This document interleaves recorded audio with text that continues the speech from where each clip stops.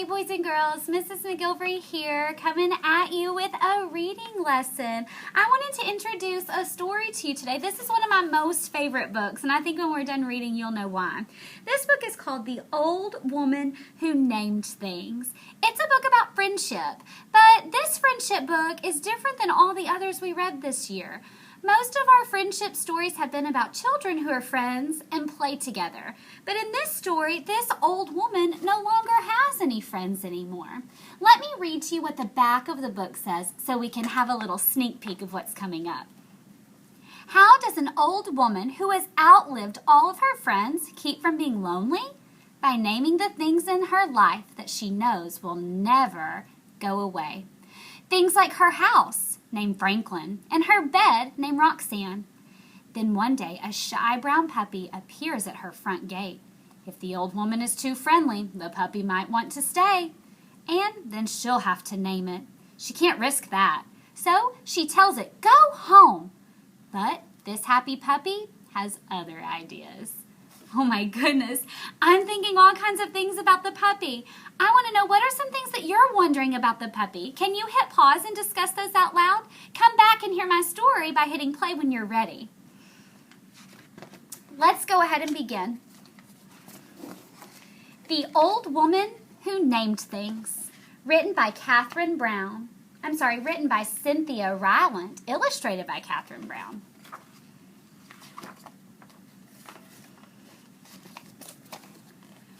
Once there was an old woman who loved to name things. She named the old car she drove Betsy. She named the old chair she sat in Fred. She named the old bed she slept on Roxanne. And she named her old house Franklin.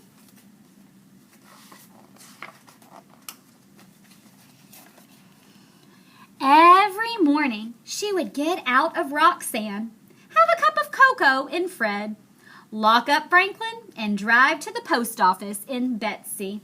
She always hoped for a letter from someone, but all she ever got in the mail was bills. The reason the old woman never got any letters was because she has outlived every single one of her friends. This worried her. She didn't like the idea of being a lonely old woman without any friends, without anyone whom she could call by a name.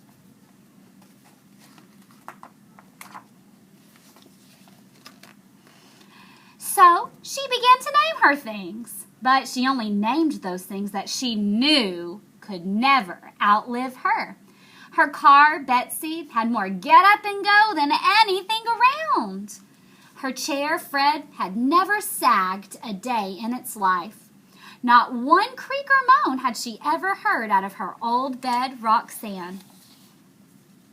The old woman never worried about outliving any of them, and her days were happy.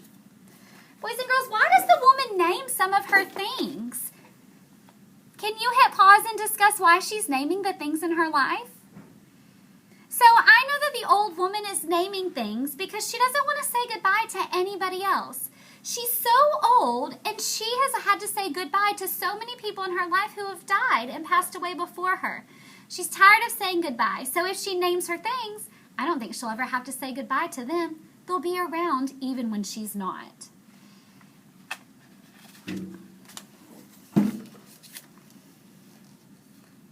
One day, when the old woman was out sopping some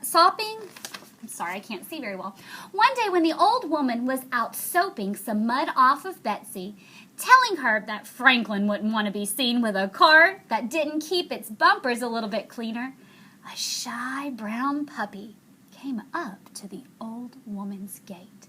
Now, the old woman didn't name the gate because of the two hinges had gone rusty on it, and she could tell that gate wasn't going to be around very long. Look at that gate. She's thinking that she's going to tear down the gate before she passes away. If she names it, she'll just have to say goodbye so the gate doesn't get a name.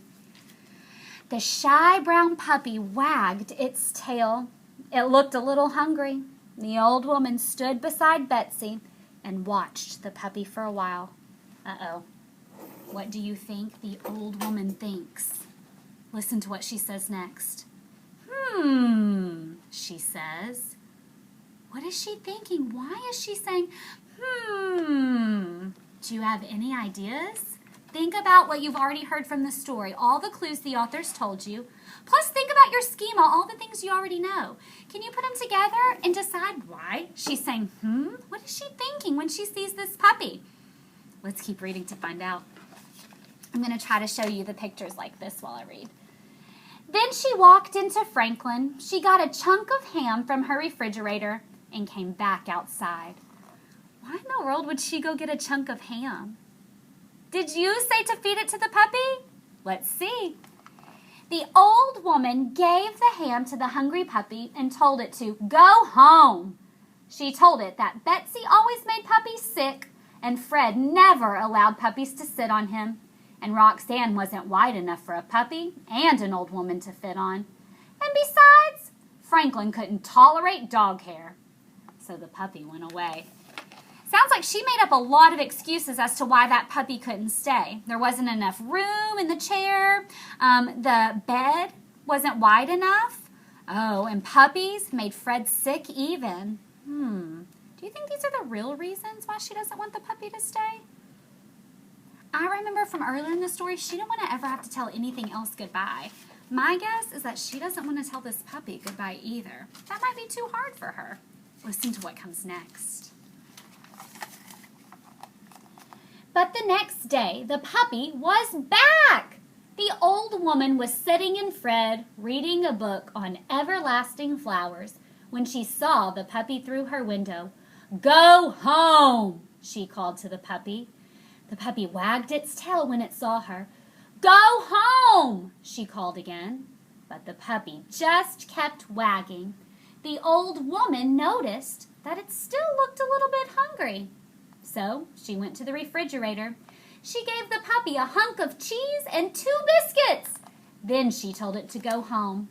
The puppy went away. So now she's fed it twice. Do you guys know anything about stray dogs and people feeding them? Do you know what they do when they get food in one place? They keep coming back for more and more. I wonder how this could play into the story. That night, the old woman was plumping up her pillow on her bed named Roxanne, and she thought about the puppy. It was a very nice puppy, she thought. It was a very pretty puppy, too. But it couldn't stay. If it stayed, she would have to give it a name. And it could never last as long as Franklin or Fred or Betsy or Roxanne. Oh, no. She might outlive the puppy and have to tell it goodbye. She didn't want to risk that. She didn't want to outlive any more of her friends. She would just keep telling him, go home. If you were the old woman, boys and girls, what would you do?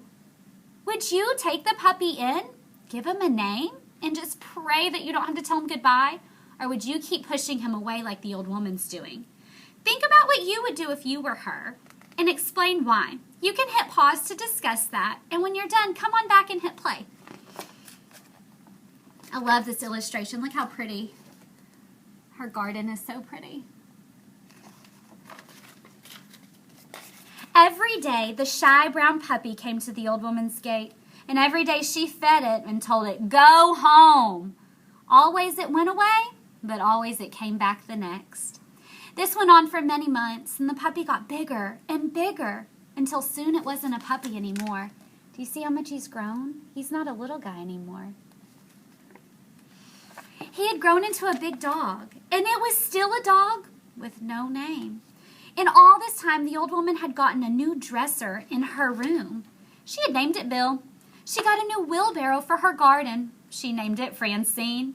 And she got a new concrete pig to decorate her garden. She named that concrete pig Bud. You see Bud right there?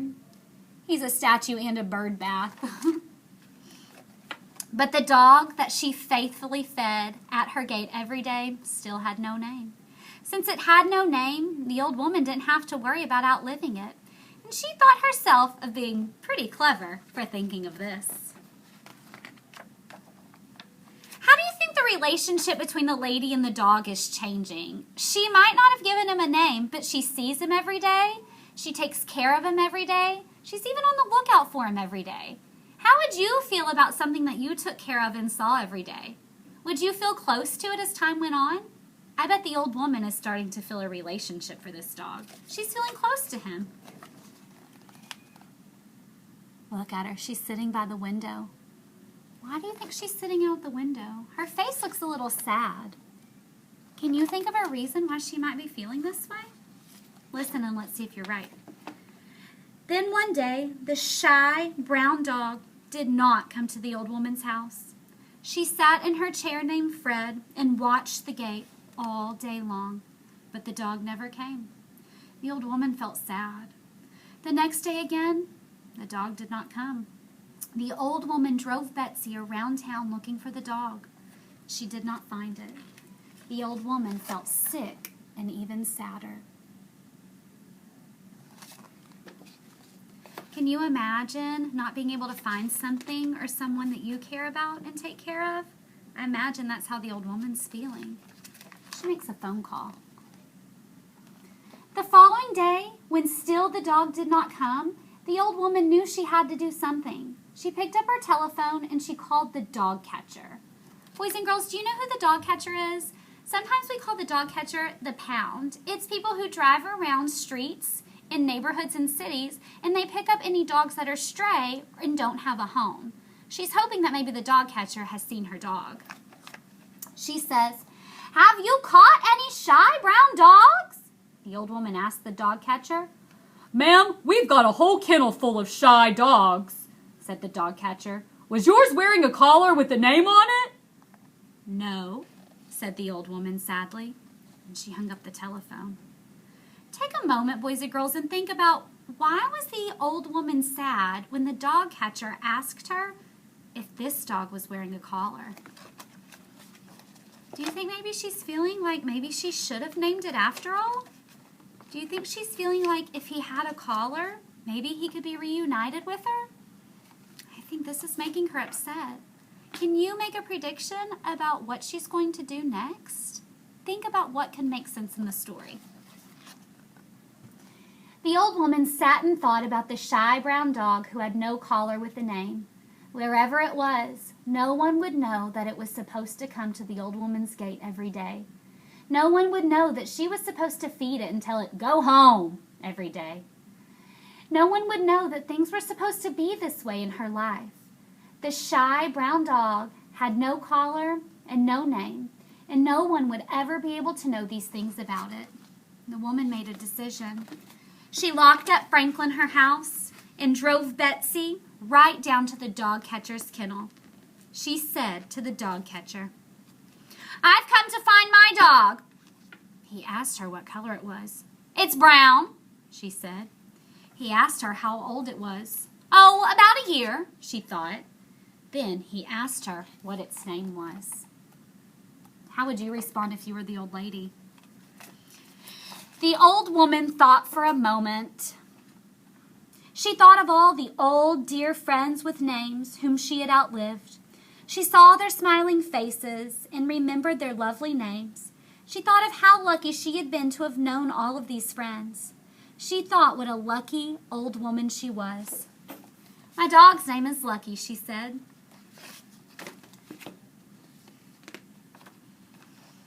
He led her to a big yard full of white dogs and black dogs and brown dogs. The old woman looked and looked and looked, and finally she saw her own shy brown dog sitting beside a gate. The dog was looking at Betsy, parked in the drive.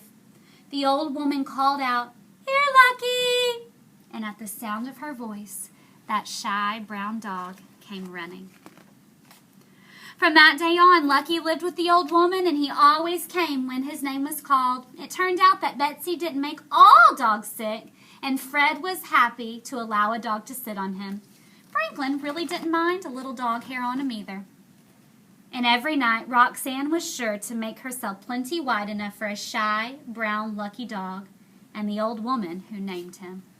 You can clap if you love that story. I think Lucky was pretty lucky to have the old woman, but I think the old woman was pretty lucky to have a true friend.